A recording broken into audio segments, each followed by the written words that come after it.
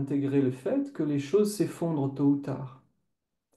Et intérieurement, c'est laisser partir nos différents états d'ordre, de constance, d'équilibre ou d'éveil très clair, d'alignement, de cœur ouvert. Vous savez, il y a beaucoup de fixation sur le cœur ouvert qui est nécessaire, mais le cœur n'est pas tout le temps ouvert. Le cœur a sa propre vie qui fait qu'il va alterner des moments plus ouverts, des moments moins ouverts, et c'est comme ça. Donc si j'ai un idéal d'ordre en me disant il faut que je sois toujours éveillé, aligné, le cœur ouvert, je suis en train d'essayer d'imposer une loi à la vie qui, elle, fait différemment. La présence non duelle vient nous enseigner à intégrer en nous et autour de nous les forces du chaos, ou à pouvoir être suffisamment large en nous pour intégrer et l'ordre et le chaos. Parce qu'évidemment, le chaos n'est pas une fin en soi. Après la mort, il y a la renaissance. Après la renaissance, il y a la vie, puis la mort, etc. Donc, on va aller dans un espace qui nous permet d'intégrer et le carré et le rond, ou l'ordre et le chaos, et surfer avec ça. Avancer, continuer d'avancer. Et progressivement, nos ambitions et nos fixations sur nos projets futurs qui doivent être une forme d'arrêt sur image, c'est-à-dire un équilibre à la fois intérieur, relationnel, spirituel, financier, professionnel, cette quête de l'absolu se calme parce que nous intégrons le fait que dans sa manifestation, l'absolu reste relatif. Ça veut dire que quoi que je construise, ça va passer. Et que nous ne pouvons pas arriver à quelque chose de fixe, relationnellement, spirituellement, même financièrement, etc. Tôt ou tard, ça bouge. Donc, la présence non duelle va avec l'acceptation de mourir symboliquement à nos ambitions d'ordre absolu. Il y a beaucoup de rêves d'ordre absolu, que ce soit au niveau, encore une fois, affectif, spirituel, ça marche bien aussi, politique, bien sûr. On veut que les choses soient comme on voudrait qu'elles soient et qu'elles demeurent, qu'on arrive à une façon de faire, une façon de voir, que ce soit la bonne. Donc à faire, on peut essayer de l'imposer aussi, on voit ce que ça donne, puis des fois on oublie, donc on recommence en essayant d'imposer une façon de voir. Mais ça, c'est pas la réalité, ça c'est juste une façon de voir les choses. Et comme vous le savez, plus il y a de distance et de différence entre la façon dont on voit les choses et la réalité comme elle est, plus on souffre. Donc notre psychisme, progressivement, dans la conscience non duelle, va faire comme une pratique de yoga ou de tai chi qui fait que les pensées vont être, et les pensées, émotions, les états, les affects, les rêves vont être comme un flux qui va distiller en nous différentes formes d'énergie, parfois de la clarté, parfois de la confusion, parfois quelque chose de spirituel, parfois quelque chose de très matériel, quelque chose d'organisation interne, organisation externe, les relations, les sensations, etc., etc., etc. Hein. Donc, dans la présence non duelle, dans ce que Jung appelle la conjonction des opposés, symboliquement, on va recréer ou générer, métaphoriquement une fois de plus, comme un mandala, c'est-à-dire un espace de conscience qui va être traversé par toutes les énergies de la vie, qu'on peut représenter par trois ou quatre ou sept familles d'énergie, peu importe. Ce qui compte, c'est que notre espace intérieur, mais aussi notre espace extérieur, parce que ces énergies de vie, elles nous traversent, toutes les couleurs de l'arc-en-ciel, mais elles existent aussi à l'extérieur de nous. Et ces énergies à l'extérieur de nous font miroir aux énergies à l'intérieur de nous. Par exemple, la violence à l'extérieur de moi va éveiller, va faire sonner la corde de la violence à l'intérieur de moi.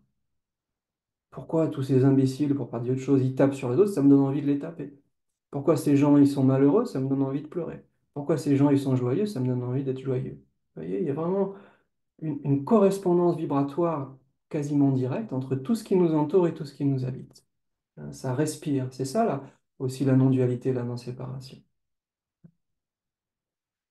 Donc, habiter de plus en plus un espace dans lequel toutes les énergies de la vie vont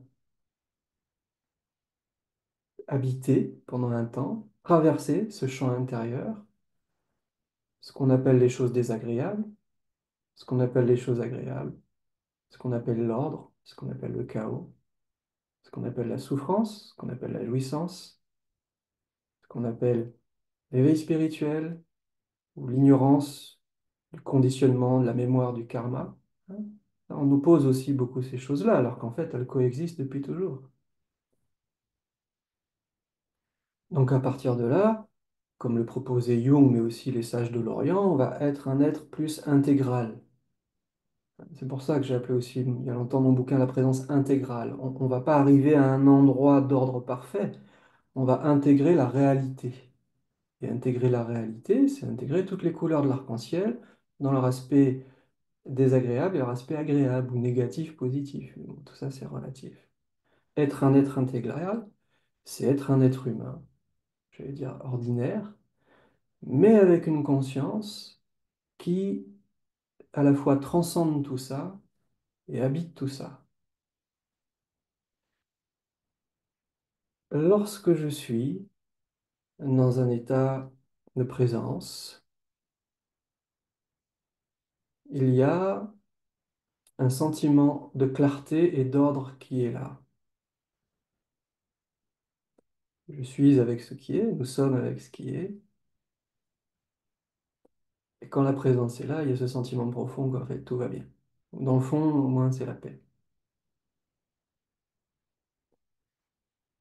Et dans une pratique où, en fait, la plupart du temps, l'environnement est assez tranquille. L'environnement intérieur peut être assez tranquille parce que plus la présence est forte en moi, plus le psychisme, le corps émotionnel, le corps de souffrance, tout ça, ça se calme, ça s'harmonise tout seul, ça se pose. Je peux vivre un moment de béatitude, de félicité. Naturellement, tout le monde fait cette expérience. C'est un archétype aussi, c'est pas quelque chose qui est exceptionnel. C'est juste comme se passent les choses chez l'être humain. Avec la présence en nous, quand on l'a redécouverte en conscience, alors il y a cet apaisement, et cette félicité, cette plénitude. Et c'est très bien dans un espace où les gens méditent avec vous, ou font une cérémonie ou une pratique avec vous, quelle qu'elle soit. Voilà, il y a une espèce d'accord global qui se fait. Et là, il y a comme une espèce d'ordre entre la paix de la présence en vous et comment les choses se déroulent en vous et autour de vous. Hein, il y a vraiment une sensation de fluidité, de flow. Ça peut être créatif, ça peut être orgasmique, ça peut être amoureux, ça peut être lumineux, ça peut être fraternel, ça peut être tous ces sentiments, ces parfums de la présence. Sauf que notre petit génie du désordre ne va pas nous laisser tranquilles là-dedans. C'est-à-dire qu'au bout d'un moment, que ce soit à l'intérieur de vous, à l'extérieur de vous, il y a un autre mouvement qui va se faire, qui va proposer autre chose. Et c'est comme si ce mouvement allait amener d'autres genres d'émotions en vous, comme la perplexité, ou encore une fois la confusion, ou la tristesse, ou la colère, quelque chose qui tend l'énergie. Ça peut venir de vous à l'intérieur, sans savoir pourquoi. Ça peut venir de quelqu'un à l'extérieur qui fait que vous ressentez cette énergie, que ça vous met sur ce diapason de colère, par exemple, ou de rejet. Et la situation peut changer hein, après la pratique. Si vous habitez en ville, vous ressortez dans la rue, vous prenez votre vélo, votre voiture ou votre métro, et puis hop, et là, il y a encore une autre énergie. Il se passe des choses, et peut-être vous allez croiser sur votre chemin la violence, la pauvreté, la laideur, des odeurs nauséabondes. Peut-être, là, j'amplifie pour faire un contraste pédagogique, hein, mais bon, la ville est très belle aussi, par moment, par moment. Et parfois, alors, bien sûr, le clou du spectacle, c'est quand on rentre chez soi, si jamais on a une famille, ou une solitude qu'on retrouve, et là, il peut y avoir aussi d'autres mouvements intérieurs qui ne sont pas forcément agréables. Hein. La présence non duelle, euh, elle va intégrer tous ces mouvements dits désagréables, confusionnels, qu'ils soient à l'intérieur ou à l'extérieur, et elle va rester là. Parce que la présence en nous, elle préfère pas l'ordre au chaos, elle préfère pas l'agréable au désagréable. Elle brille sur tout. elle est là avec tout. D'un côté, elle est, comme disent les bouddhistes, sagesse, c'est-à-dire réalisation de la totalité de l'être, pour le dire comme ça, ou de la non-dualité. Et d'un autre côté, elle est compassion. Pourquoi? Parce que quand elle est compassion, elle demeure en tant que lumière de paix à l'intérieur de nous, et elle est avec et en relation les mouvements du conditionnement qu'on peut appeler des mémoires du karma ou des choses désagréables. En fait, cette transcendance, elle est tout le temps là, que ce soit agréable ou désagréable. Mais lorsqu'on est un peu fixé sur comment on voudrait que les choses soient, même si c'est pour se maintenir dans un état de plénitude, non, la vie va ramener des vagues de souffrance, des vagues d'incompréhension, des vagues de perplexité, des vagues de doute lorsque le doute est désagréable, mais il peut être très agréable aussi, peu importe. Hein. Donc la présence se maintient au travers des vagues dites chaotiques ou désagréables, hein, ou toxiques. Hein. Il y a beaucoup de gens dans la spiritualité, dans l'énergie, qui peuvent être très duels, c'est-à-dire il faut se défendre des choses mauvaises. Oui, jusqu'à un certain point, et c'est compréhensible. Et si on n'a pas mieux, c'est ce qu'il y a de mieux à faire. Hein, se défendre, se protéger, aller loin, refouler ou mettre une distance juste.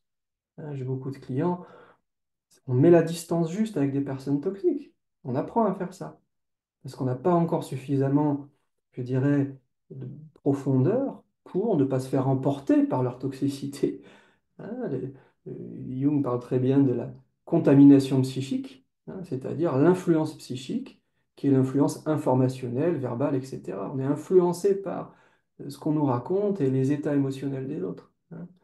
Donc, je déploie une distance juste avec mes propres émotions désagréables, les émotions dites désagréables à l'extérieur, ce qui fait qu'à la fois je peux être ressentir en conscience cette, cette paix à l'intérieur et à la fois être traversé par toutes les couleurs de l'arc-en-ciel, agréables ou désagréables, mais souvent c'est les désagréables qu'on va chercher à refouler parce qu'elles ont une action déstructurante, délétère, et je vais m'attacher aux émotions dites positives parce qu'elles sont constructives, elles sont fleuries, elles sont belles, elles sentent bon, elles sont agréables, elles me font du bien. Hein. Et tout ça, c'est une histoire, je dirais, de notre moi, nos préférences. Hein. Et jusqu'à un certain point, c'est tout à fait naturel. Je ne vais pas me faire l'ennemi de ça non plus. Hein. Du point de vue de la présence non duelle, pardon, les choses sont ce qu'elles sont. Et ni elles sont les bonnes choses, ni elles sont les mauvaises choses. C'est-à-dire, ni c'est ça, ni c'est pas ça.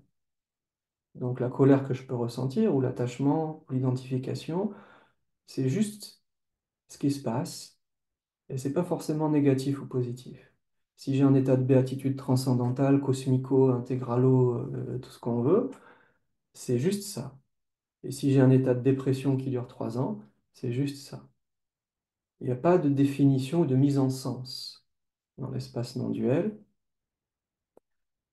ou en tout cas, pas trop de mise en sens, ou trop d'identification, ou trop de fixation.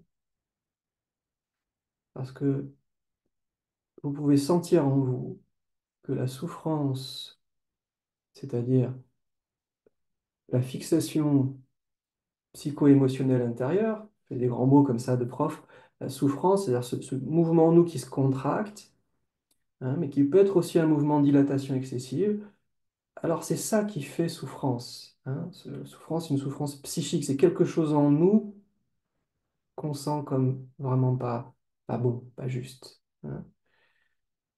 Quand est-ce que ce mouvement arrive à l'intérieur? Vous pouvez le sentir dans votre corps physique, dans votre corps émotionnel, dans votre corps psychique, dans votre corps d'énergie, c'est-à-dire qu'il y a quelque chose qui devient beaucoup plus dur à bouger, qui fait résistance, qui fait coagulation excessive, qui fait concentration excessive. À partir du moment où ça commence à se contracter, là, je commence, entre guillemets, je commence à souffrir, à me dire, je vais pas bien, il y a quelque chose qui va pas. À me dire, ah, les choses sont pas comme elles devraient être. Hein. Donc de nouveau, je suis en train de comparer mon idéal à ce qui se passe, et je suis en train de souffrir. Et progressivement, sur la voie, parce que ça peut prendre des années et des années et des années, hein, même si dans l'instant tout est à réaliser, l'intégration de cette réalisation peut prendre des années, d'où l'idée de voie et de chemin. Alors je vais voir ça et faire le travail qu'il faut. Ça peut être rien faire, ça peut être un travail thérapeutique de n'importe quelle couleur. Ça peut être faire un voyage, escalader une montagne, ou suivre une thérapie EMDR, astrologie karmique, tai chi, n'importe quoi, ou prier la Vierge Marie. Tout ça sont des façons de retrouver une forme de fluidité suffisante en nous pour digérer les choses. Donc on va digérer les choses de façon de plus en plus rapide, si je puis dire, bien qu'on ne cherche pas à vouloir les digérer de façon de plus en plus rapide. Encore un paradoxe. Donc voilà, je vais accueillir et faire comme je veux pour me laisser traverser par les contractions et ce qu'on appelle la souffrance ou le corps de souffrance qui va venir habiter en moi pendant un temps que je ne peux pas définir. Hein, ça peut être 3 secondes, 3 minutes, 3 jours, 3 heures, 3 mois, 3 ans. Et si je commence à être trop dans l'alimentation de cet état, c'est-à-dire que j'en fais une histoire, j'en fais une affaire, j'en fais une montagne, alors bien sûr, je vais l'alimenter et elle va continuer d'être nourrie et de se proroger dans le temps. Et plus en moi, ça va pouvoir observer ce mouvement sans ni le rejeter ni m'attacher à, et plus cette chose-là va vivre son temps, hein. C'est comme la météo, voilà. Ah, il fait pas beau, il pleut, il y a du vent, j'aime pas ça, il fait froid, c'est l'hiver. Et ben, au bout d'un moment, on sait que ça va passer, évidemment, a priori. Hein. Et ben, à l'intérieur de nous, il y a ces mêmes mouvements qui nous traversent. Et là où on aurait une forme de liberté, c'est de voir quelle est notre réaction, quelle est la qualité de notre relation à la souffrance, au mauvais temps intérieur ou au mauvais temps extérieur. Mauvais temps extérieur, une société en crise, par exemple. Pas de dessin. Quelle est ma relation à la société en crise? Est-ce que j'en fais une montagne? Est-ce que j'en fais une guerre? Est-ce que j'en fais... Vous voyez ce que je veux dire? Cette fixation, une urgence, ou je trouve ça bien, c'est génial, il faut la destruction, il faut, c'est bien, là c'est positif. Hein. Et puis la présence non duelle, si je peux dire de façon vulgaire, elle s'en fiche, elle s'en fout. C'est juste ce qui se passe. Et cette conscience, pour continuer à essayer de mettre des termes sur ce qui me dépasse, une espèce de confiance tellement profonde que quoi qu'il arrive, elle n'est pas affectée. C'est-à-dire que positif, négatif, évolution, les saisons, les météos, la souffrance, la jouissance, tout ça, ça passe. Et comme c'est une conscience non duale, elle ne fait pas que observer et s'en fiche. Hein. Ça, c'est la posture sagesse. Mais elle a aussi cette dimension qu'on peut symboliser de façon féminine ou masculine, de compassion. C'est-à-dire qu'en fait, d'un côté, elle regarde les choses qui passent, mais en même temps, elle participe, elle est au-dedans. Hein, elle n'est pas que transcendante, elle est aussi immanente. Elle est aussi cet être humain, cet homme, cette femme, euh, cet enfant qui sont vraiment en train de souffrir avec quelque chose de difficile. Donc elle ne fait pas que regarder. Elle agit au travers de vous quand vous souffrez, ou par des tiers, que vous pouvez appeler ressources, accompagnants, etc., et qui vient ramener quelque chose, de l'énergie pour faire évoluer, pour défixer la souffrance, pour qu'elle puisse se digérer et se libérer au bout d'un moment. Ou que si elle ne puisse pas être transformée, alors soit qu'elle se dissolve, soit qu'elle reste, mais dans un espace de paix. C'est-à-dire que votre relation à cette souffrance qui ne peut pas partir, comme, je ne sais pas moi, un diabète, une jambe amputée, une maladie incurable, des choses très difficiles qui sont réelles aussi, attention, on ne plane pas, hein. Il y a des choses qui restent à vie et qu'on ne peut pas changer, hein, ou pas encore. Hein. Eh bien là, on peut aussi développer une relation à ce problème, à cette souffrance, qui fait que vous pouvez être en paix, nous pouvons être en paix par rapport à ces choses-là. Ce qu'on peut transformer, on le transforme, mais ce qu'on ne peut pas transformer, ce qu'on va continuer de faire la guerre contre, eh ben, au bout d'un moment, comme on dit en spiritualité, on accueille, on laisse être. Et à partir de là, il y a une douleur, il y a quelque chose qui fait mal à un endroit, mais notre relation à cette chose-là, notre relation psychologique, elle s'apaise. Donc oui, nous avons toujours une jambe de bois, une cicatrice, une maladie, quelque chose, un œil plus gros que l'autre, des choses qu'on ne voudrait pas, un enfant qui n'est pas comme on voudrait, un parent qui n'est pas comme on voudrait, ou un parent qui décède, etc. Il y a vraiment des choses qu'on ne peut pas changer. Mais nous pouvons agir sur la qualité de la relation à ces choses-là.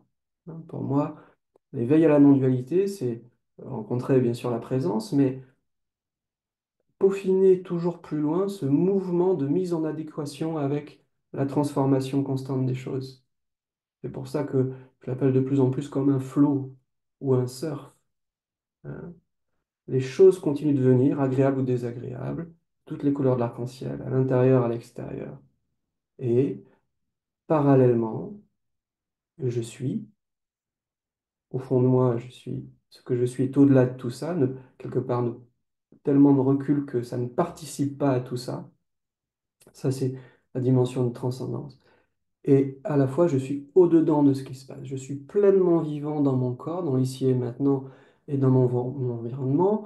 Le monde intérieur et le monde extérieur sont en communication permanente, naturellement.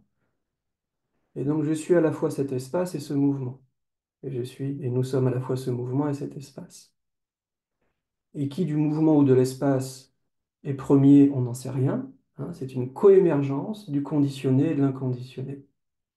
Hein, c'est pas d'abord l'esprit, puis après la matière, ou d'abord l'absolu et après le relatif. Non, c'est vraiment quelque chose de très égalitaire, si je puis dire. Hein, dans la non-dualité, le matériel n'est pas inférieur au spirituel. Hein, c'est dans la spiritualité que l'esprit est supérieur. Hein, et c'est des vieilles relents de patriarcat d'ailleurs. Dans la non-dualité, non, la matière et l'esprit sont coémergents, égaux, spontanément ensemble depuis toujours. Hein, ou en équilibration en fonction des phases et des cycles, des fois plus de spirituel, des fois plus de matériel, etc. Hein, avec cette croyance qu'on va essayer d'en mettre l'un sur l'autre, parce que, etc. Mais des deux côtés, il y a des ombres. Des deux côtés, il y a les sept couleurs de l'arc-en-ciel. Et il n'y en a pas un pour rattraper l'autre, si je puis dire. Et donc, c'est vraiment cet endroit, encore une fois, de l'entre-deux, où nous sommes à la fois mouvement et immobilité, à la fois pur esprit et élan de vie créatif et destructif, évolutif, équilibrateur, et nous sommes cela, à l'intérieur comme à l'extérieur. À partir du moment où j'arrête de m'opposer à ce fait, alors évidemment, encore une fois, j'observe une diminution de la souffrance à l'intérieur de moi. Donc plus je vais pouvoir à la fois accueillir ce qui est et y participer activement, plus je suis en phase avec la réalité. Donc, d'un côté, j'observe les choses, lâcher prise, d'un autre côté, je m'investis dans ma vie, dans ce qu'on appelle la matière et dans la société, selon les compétences que la vie m'a données. Hein. Donc, ce qu'on appelle l'éveil nous amène aussi à prendre notre place, à aller au front, entre guillemets, contribuer en fonction de ce qui est fait pour nous, bien sûr, et être quelqu'un. Dans le fond, je suis personne, dans la forme, je suis quelqu'un. Et la non-dualité, c'est pas réaliser que vous êtes personne, ça c'est dans un premier temps. Dans un deuxième temps, c'est réaliser aussi que vous êtes quelqu'un. Et ça, c'est tout la voie de la compassion, symboliquement, dans le bouddhisme, du bodhisattva, c'est-à-dire la co-créativité avec le monde collectif. S'insérer dans le courant et jouer sa partie, quelle qu'elle soit.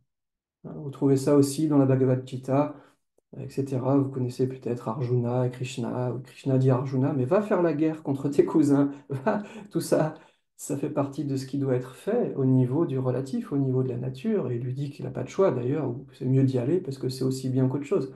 Bref, pas être dans le détail, mais voilà. Être un être humain limité, pourquoi pas névrosé, participatif, avec ce qu'il vit, ce qu'il a à vivre, au niveau conditionné, être un homme au lieu d'une femme, être une femme au lieu d'être un homme, avoir l'âge qu'il a, ou pourquoi pas avoir les deux sexes, n'importe quelle forme de conditionnement, n'importe quelle forme d'aventure est légitime du point de vue de la présence non duelle. Mais se fixer sur la spiritualité ne nous fera pas faire l'économie de devoir parfois nous positionner ou d'avoir des ennemis ou d'avoir des relations sexuelles et d'avoir à gagner son argent ou d'avoir à éduquer des enfants. Et vous ne pouvez pas éduquer des enfants en étant qu'en silence. ou en leur disant qu'ils ne sont rien. Ils vont devenir fous, les gamins. Non, ils ont besoin de vos émotions, qui disent oui, qui disent non, qui disent merde, qui disent bravo. C'est-à-dire que le conditionné, le relatif, n'est pas du tout quelque chose à guérir absolument, continuer de faire évoluer, transformer, oui, mais annihiler ou rejeter ou jeter la pierre à cette dimension relative comme étant le mauvais karma. Non, c'est tout autant la réalité que le pur esprit. Et ce qui est intéressant, justement, c'est que pour des personnes spirituelles, un peu trop fixées dans le spirituel, la dimension du relatif va représenter le chaos. C'est-à-dire, je vais fuir le monde pour aller dans le monde de l'esprit parce que le monde tout seul, c'est du chaos, c'est trop violent. Moi, c'est ce qui m'est arrivé à l'adolescence. Ça fait pas sens ce monde où les gens ils se tapent dessus, ils cherchent tous à avoir une espèce de gloire sociale et que ça marche le plus longtemps possible, avec une apparence, tout ce qu'on veut. Alors moi, je suis allé rencontrer Dieu de mon côté, ok, ça c'est fait. Mais après, il y a tout ce chemin de réincarnation et d'incarnation pour ramener cette lumière de l'esprit qui est en vous, qui est en toute chose, qui est même dans ma tasse de thé là devant moi, ou dans cet ordinateur, pour jouer son jeu, prendre sa forme, jouer sa partition, hein, avoir son rôle, sa fonction. Hein. On parle de mission. Pour moi, mission, c'est un peu trop chargé. Je parle d'une fonction. Comme dans la nature, chaque entité, chaque individu, chaque forme, elle a une fonction. Donc nous rentrons dans le grand bal cosmique avec la conscience éveillée et pleinement participatif à notre façon. Hein. Et pour les gens qui sont plutôt pro-matérialistes, pro-rationalistes, alors tout ce qui est spirituel, irrationnel, alors là, c'est fumeux, c'est l'ombre, c'est le chaos, c'est prendre les gens pour des imbéciles, c'est n'importe quoi, c'est déstructurant, c'est pas les pieds sur terre, etc., etc. Vous voyez comment on se renvoie la balle, hein. À chaque fois, on est l'ombre de l'autre. Et ça, au bout d'un moment, comme on le fait dans les voies bouddhistes de la non-dualité, par exemple, ou le taoïsme, ou la voie d'individuation de Jung, le chemin de la réalisation du soi, hein, c'est une école occidentale, hein, basée sur les traditions occidentales. Alors, on va intégrer ça, et on va arrêter de projeter le chaos à l'extérieur de nous, notre ombre, ce qui fait pas sens, hein, pour pouvoir intégrer en nous et autour de nous ce qui fait pas sens. Parce que, à plein d'endroits, la réalité, telle que nous l'apercevons et telle qu'elle est, pour le mental rationnel et logique, les choses ne font pas sens. Elles nous dépassent. Hein. Comment, avec les richesses qu'on a, on laisse des enfants crever de faim? Pour moi, ça ne fait pas sens. C'est pas logique, c'est pas rationnel. Pourquoi, sachant que le tabac est mauvais, je continue de fumer, par exemple? Hein. Comment ça se fait que par rapport à telle ou telle personne, je sais que j'en ai peur, j'arrive pas à lui dire mon fait ou être fort et oser la confronter? C'est pas rationnel. Les personnes qui font ci, qui font ça, vous voyez, l'être humain n'est pas une entité que rationnelle, elle n'est pas que ordonnée, elle est aussi chaotique. Et ce chaos, c'est la brèche au travers de laquelle la créativité, le renouvellement, la régénérescence, la transmutation peut passer parce que ça nous permet de devenir plus loin, de nous transformer. Heureusement qu'il y a de l'irrationnel, sinon on ne pourrait pas grandir. Ou sinon on pourrait grandir, mais que dans un sens. On peut le voir aujourd'hui dans un Occident pro-matérialiste et pro-rationnel, qui est une énergie de la vie, très bien, mais quand elle est poussée à son extrême, hein, et qu'il n'y a que ça, bah, au bout d'un moment, il y a des symptômes. Tout comme une société qui n'est que spirituelle ou théocratique, au bout d'un moment, ça ne marche pas non plus, vous voyez. Hein. Donc, déjà, alors je ne vais pas changer le monde demain, ça me dépasse, mais déjà à l'intérieur de moi, je peux apprendre à accueillir les tendances rationnelles et les tendances irrationnelles. Les tendances de l'ordonnancement, du logos, du sens, des lois cosmiques, etc., de la pensée, là, mais aussi les instincts, le désir, toutes ces choses qui sont sentimentales, artistiques, poétiques, les choses qui me touchent, hein, et qui ne sont pas logiques, qui ne sont pas rationnelles, même si on veut les réduire parfois à des molécules. Les molécules font partie aussi de nos états émotionnels, mais ça vient de plus loin. Il y a quelque chose qui nous touche. Hein. Comment ça se fait qu'une personne qui est énervée à côté de moi, va me faire sentir l'énervement, mais c'est bien qu'il y ait un contact avec cette personne, mais le contact, il n'est pas physique. Ou parfois, il suffit juste que je pense à cette personne, et là, il vient une émotion de colère. C'est rationnel, ça. On est en pleine science-fiction, hein. C'est-à-dire que je peux invoquer à distance des énergies. Et je n'arrive pas à les contrôler à l'intérieur de moi, parce que je voudrais penser et sentir autre chose par rapport à cette personne. Encore plus, je vais voir une autre personne, je vais dire, et cette personne, t'en penses quoi? Bah, moi, je l'aime bien, ça me fait du bien quand elle parle. Bah non, moi, ça m'énerve. C'est rationnel, ça? Pas du tout. Donc, le chemin de la réalisation du soi passe par le fait de pouvoir avancer dans cette conjonction des opposés, aujourd'hui, que j'expliquais, en rapport avec l'ordre, le sens et le désordre, le non-sens. Et donc, nous ouvrir à ça intérieurement fait que, à certains endroits, progressivement, nous allons simplement moins nous contracter, moins souffrir, parce que nous avons acquis, constaté le fait que le désordre fait partie de l'équilibre de la vie, et que le désordre est aussi, excusez-moi, une forme d'amour, hein. Parce que grâce à ce désordre, grâce à cette pulsion de mort et de renaissance, de régénération, nous avons l'espoir, nous avons la faculté naturelle de grandir, de changer, hein, comme un arbre, hein, et puis de mourir. Hein, évidemment, il faut laisser la place, il ne faut pas faire une dictature de soi-même, hein, à mon avis. Bon, voilà, je vais arrêter là pour aujourd'hui. Euh, je suis content de partager avec vous tout cela et, et j'ai à cœur de partager aussi cet espace intérieur de présence ou présence non duelle. Et si un brin de présence a pu se manifester en vous ou être là tout le temps aussi, ça c'est naturel. Et partager dans la relation cette présence, euh, c'est quelque chose aussi qui, je dirais, qui vaut son pesant de cacahuètes, hein. En tout cas, c'est important pour moi. Alors voilà, je vous remercie de votre écoute et